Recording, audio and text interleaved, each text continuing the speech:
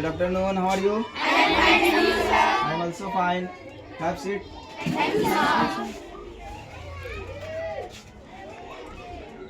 आज हम लोग क्या पढ़ने वाले हैं? बहुभुज हम लोग ऑलरेडी पढ़ चुके हैं ना। आज हम लोग सीखेंगे बहुभुज के विकर्ण। विकर्ण किसको कहते हैं और विकर्ण किस प्रकार से हम लोग एक बहुभुज में खींचेंगे, समझ गए ना? उसको देखेंगे। सबसे पहले देखो, ये बात बताओ, सबसे पहले बहुभुज कहते किसको हैं? तीन या तीन से अधिक सरल रेखाखंडों से घिरे आकृति को बहुभुज कहते हैं। कम से कम तीन। जैसे देखो, ये त्रिभुज भी एक बहुभुज है। क्या हमारा बहुभुज है? चतुर्भुज 5 प्रकार का होता है, उसमें से एक आयत लेते हैं, ये भी हमारा क्या है? बहुभुज है। समझ गया ना? ये देखो, 3 या 3 से अधिक सरल रेखा। सरल का मतलब होता है सीधा।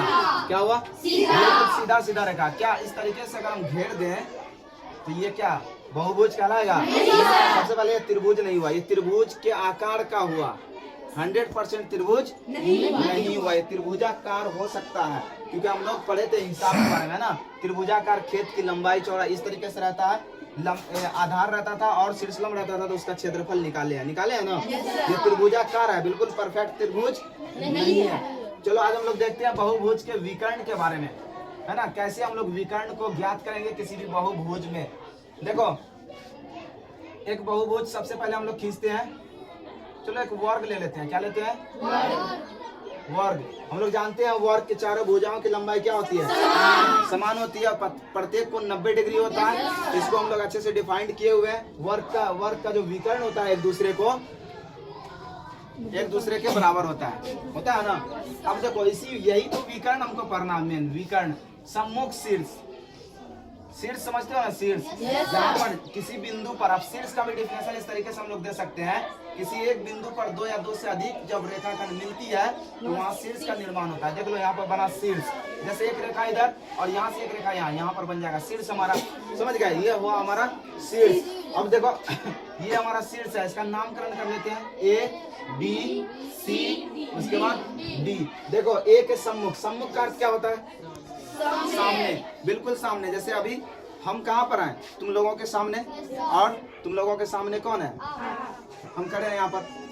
देखो, यहाँ पर हो जाएगा तुम्हारा, तो ए के सम्मुख शीर्ष कौन है? सी। यहाँ से मिला देंगे। सम्मुख शीर्ष को मिलाने वाली सीधी रेखाखंड विकर्ण कहलाता है। क्या कहलाता है? विकर्ण कहलाता है। देखो यहाँ पर, ये इसका सम्मुख है बी के सम्मुख कौन है? बी। तो एक वर्ग में 2 ही विकर्ण खींचा जाएगा। समझ गया ना? ये वर्ग भी हमारा क्या है? एक प्रकार का बहुभुज है। चतुर्भुज तो है ही, वो 4 भुजाओं से बना है तो चतुर्भुज होगा ही। लेकिन चतुर्भुज के साथ साथ त्रिभुज कितने प्रकार के होते हैं? 3 कोण के आधार पर और 3 भुजाओं के आधार पर 6 त्रिभुज। 6 के 6 हमारा क्या है? बहुभुज है ना। जितने भी त्रिभुज होंगे वो सारे बहुभुज है। इसी प्रकार से जितने भी चतुर्भुज है वो हमारा बहुभुज है। ये भी एक चतुर्भुज है, वर्ग है, ये भी हमारा क्या है? बहुभुज है। चलो हमको पढ़ना है विकर्ण खींचते कैसे हैं। तो विकर्ण का देख लिए ना, सम्मुख शीर्ष को मिला दो सीधी रेखाखंड, सीधी रेखाखंड से मिला देंगे तो यही हमारा क्या कहलाएगा? शीर्ष से शीर्ष का जो डिस्टेंस होगा, दूरी होगा, हमारा विकर्ण कहलाएगा। ठीक है ना? चलो एक बहुभुज में हम लोग विकर्ण कैसे खींचते हैं।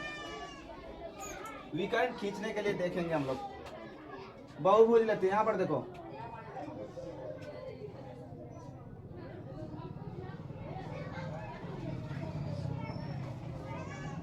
ये बहुभुज है। कितनी भुजाएं इसमें? 6 भुजा वाले बहुभुज को हम लोग षटभुज बोलते हैं। क्या बोलते हैं? 7 भुजा वाले बहुभुज को सप्तभुज, और 8 भुजा वाले बहुभुज को अठभुज बोलते हैं ना। जितना भुजा वाला बहुभुज उतना भुज, है ना। अगर 11 भुजा वाला है तो 11 भुज, 20 भुजा वाला है तो 20 भुज, इस तरीके से। तो इस षटभुज में विकर्ण कितना होगा? अगर हम अभी जस्ट पढ़े थे कि सम्मुख शीर्ष को मिलाने वाले सीधी रेखाखंड क्या कहलाता है? विकर्ण। चलो एक मिला दिए, ये एक हुआ। ठीक है ना? इस शीर्ष से देखो कहाँ मिल रहा है? इसके सम्मुख ये था, एक मिला दिए। इस शीर्ष के सामने ये है, इसको हम मिला देते हैं। अब देखो, क्या इस शीर्ष के सामने में ये है? नहीं, ये इसके बगल में, और बगल वाले को हम लोग, साइड वाले को क्या बोलते हैं? आसन शीर्ष। आसन शीर्ष पर कभी विकर्ण नहीं हो सकता। सम्मुख शीर्ष पर, इसके यहाँ पे देखो एक और है। यहाँ पर कितना विकर्ण खींचे? यहाँ से 3। चलो इस शीर्ष पर लिख देते हैं 3। चलो आप दूसरे शीर्ष पर, कोई इसके बगल वाले, यहाँ पर आ जाओ। इसका सम्मुख शीर्ष कौन है? यहाँ पर देखो, इसके सम्मुख 1 एक हुआ ना। उसके बाद इसके सम्मुख यहाँ पर 2 और यहाँ से कितना हुआ, इसके सम्मुख। बाकी बगल वाला यहाँ पर देखो, ये कौन सा शीर्ष है, आसन। आसन का मतलब यहाँ पर बगल वाला, यहाँ पर इस पर हम लोग शीर्ष नहीं खींचेंगे, तो यहाँ पर भी 3 हुआ। अब चलो यहाँ पर आते हैं अगला शीर्ष पर, तो अगला शीर्ष पर आते हैं, तो यहाँ से सम्मुख शीर्ष एक हमको ये दिखाई पड़ रहा है, यहाँ 1 और उसके बाद एक यहाँ पर दिखाई दे रहा है, कितना हुआ 2। अब देखो इधर हमको खींचना था, तो यहाँ ऑलरेडी यहाँ खींचा हुआ है कि नहीं पहले, तो यहाँ पर 2 हुआ। और देखो एक यहाँ पर अभी खींचे है ना, यहाँ पर कितना हुआ 2। चलो इस शीर्ष पे आओ, इस शीर्ष पे आते हैं, तो देखते हैं यहाँ हमको खींचना था, तो यहाँ खींचा हुआ है, इसके सम्मुख यहाँ पर यहाँ खींचा हुआ, एक खींचना है यहाँ पर, देख लो एक खींचना था। देखो कितना विकर्ण हुआ, यहाँ पर हुआ 1। अब देखो ये घटते क्रम में चला, पहले यहाँ 3 3 आया, 2 1। जब 1 पर आ जाएगा तो इसका मतलब अगला शीर्ष पर हम जाएंगे तो एक भी विकर्ण नहीं, यहाँ पर 0 होगा। 0 मतलब देखो इसके सम्मुख शीर्ष यहाँ पर यहाँ खींचा हुआ है, यहाँ खींचा हुआ है और यहाँ पर खींचा हुआ है। 3 सम्मुख शीर्ष बन रहा था इसमें, और तीनों पर क्या है, खींचा हुआ है, तो यहाँ से भी नहीं खींच सकते, यहाँ तो ऑलरेडी हम लोग खींच के रखे हुए हैं, ठीक है ना। तो कितना हो गया, सभी को जोड़ दो, 3 + 2 प्लस और ये वाला 1, 3 3 6 2 8 1 9। इसका मतलब है कि 6 भुजा वाला बहुभुज रहेगा, तो हम लोग 9 विकर्ण खींच पाएंगे। अच्छा बताओ, भुजा को हम लोग क्या बोलते हैं, भुजा भुजा को हम लोग क्या बोलते हैं, भुजा को इंग्लिश में बोलते हैं साइड। क्या बोलते हैं, साइड। देखो इसका ये तो नॉर्मली जनरली तरीका हुआ है ना, जनरल, जैसे कि ऐसे देख के फिगर को देख करके बहुभुज में विकर्ण खींच दिए, लेकिन विकर्ण खींचने का एक स्पेशल फॉर्मूला होता है, समझ गए ना। उसको देखो हम लोग कैसे विकर्ण खींचेंगे, उस तरीके से फॉर्मूला का यूज करके। विकर्ण, बहुभुज में विकर्ण की संख्या, बहुभुज में विकर्णों की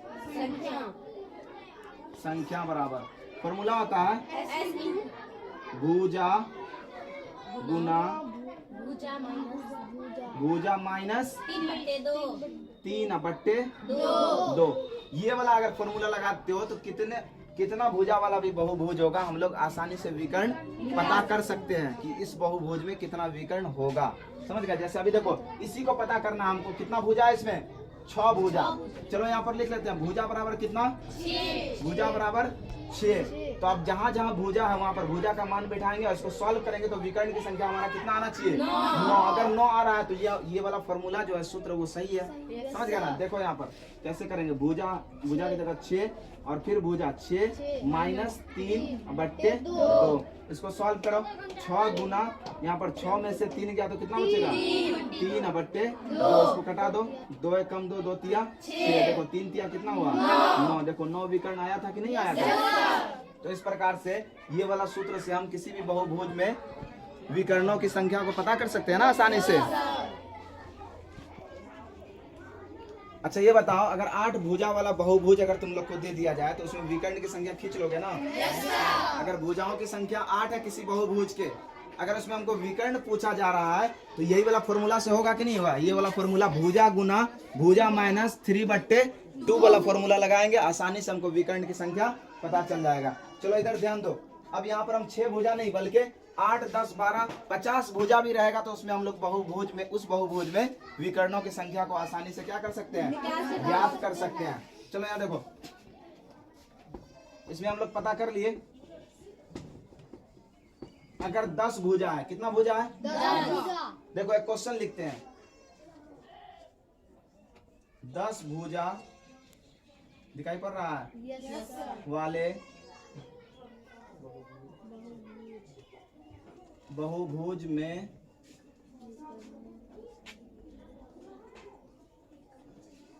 विकर्णों की संख्या ज्ञात करें। कितना भुजा है, 10 भुजा वाले बहुभुज में विकर्णों की संख्या ज्ञात करें। 10 नहीं 50 60 100 1 लाख भुजा भी रहेगा तो हम लोग उस बहुभुज में विकर्ण की संख्या आसानी से निकाल सकते हैं। किस फॉर्मूला से, अभी जस्ट लिखे थे ना। लिखेंगे बहुभुज में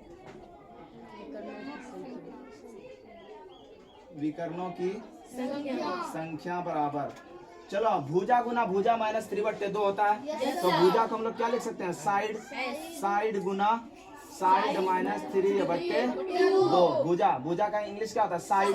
साइड होता है ना, SID, साइड। और साइड को हम लोग S से डिनोट करेंगे। किससे डिनोट कर लेंगे? S से रिप्रेजेंट करेंगे साइड को। चलो यहाँ पर देखो, साइड, साइड का वैल्यू कितना है? भुजा यहाँ पर दिया 10 भुजा, तो 10 यहाँ पर बिठाओ। 10 गुना फिर 10 माइनस 3 बट्टे 2। अब देखो यहाँ पर 10 गुना 10 में से 3 घटा दो, 7 बट्टे 2।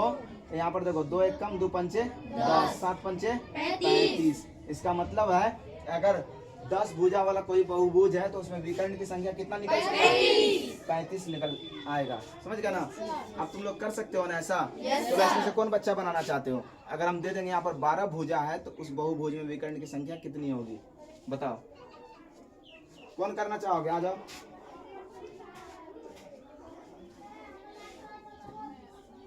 समझाना नहीं, बस बनाना है।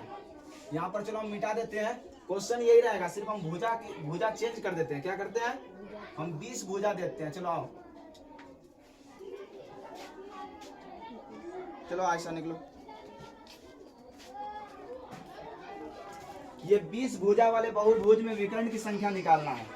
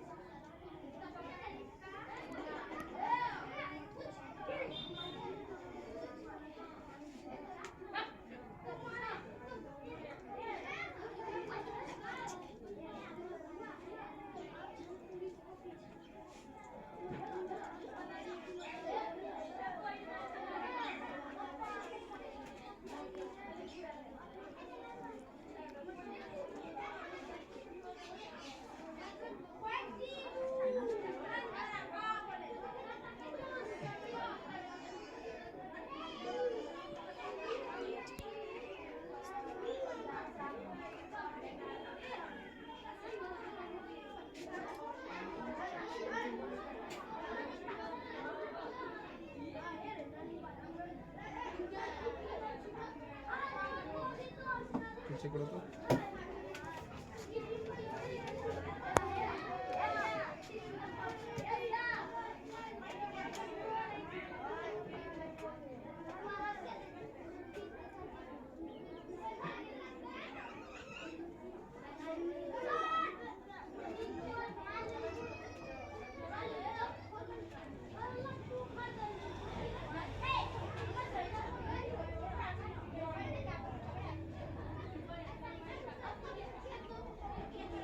चलो सही है, सही है ना? इनमें से और कोई बच्चा?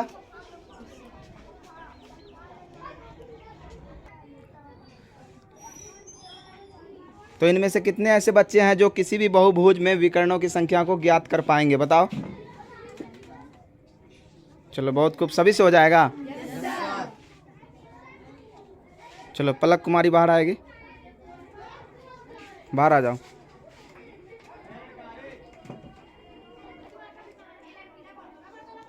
चलो तुम्हारे सामने 30 भुजा वाला एक बहुभुज में विकर्णों की संख्या ज्ञात करना है। चलो क्वेश्चन बोर्ड पर है।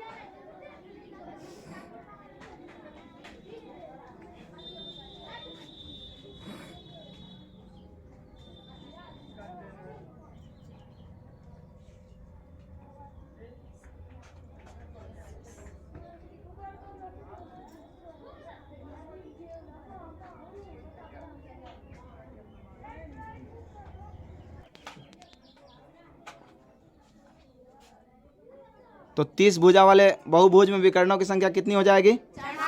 405। तो इस प्रकार से सभी बच्चे कर लेंगे ना? चलो बहुत खूब, जाओ बैठो।